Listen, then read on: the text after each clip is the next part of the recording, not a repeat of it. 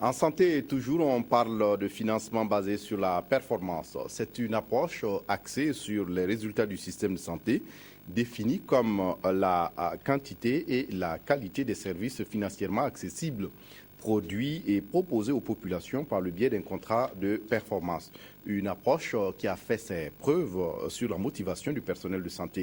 Et au Burkina Faso, le ministère en charge de la santé forme ses cadres à Bobo-Dioulasso. Amadou Lougué. Initiée par le ministère de la Santé, cette formation de haut niveau réunit à Bobo-Dioulasso une quarantaine de cadres de santé du Burkina Faso. Durant 2 semaines, ils vont renforcer leurs connaissances en matière de financement basé sur les résultats.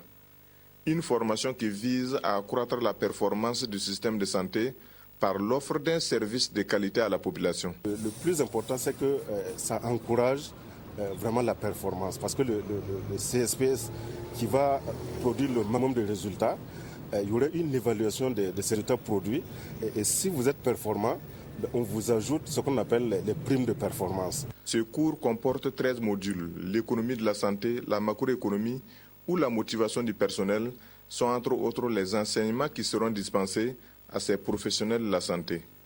On a déjà formé 24 médecins et cadres du niveau central à travers toute l'Afrique, au Rwanda, au Burundi, au Cameroun, au Bénin, où il y a eu la même formation. On a envoyé des experts du ministère de tout le pays. Le financement basé sur la performance constitue une stratégie innovante par exemple initiée depuis 2011 par le ministère de la Santé. Avec 3 districts au départ, cette nouvelle stratégie prend aujourd'hui en compte 15 districts issus de 6 régions du Burkina Faso. Cette démarche a été possible grâce à l'appui de la Banque mondiale. Et dans ce cours, nous allons également parler de la régulation.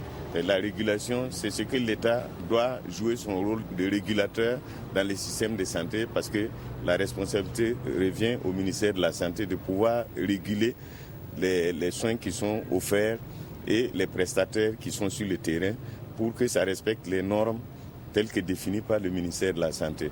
L'année 2014, selon le ministère de la Santé, est une étape importante dans la mise en œuvre du financement basé sur les résultats.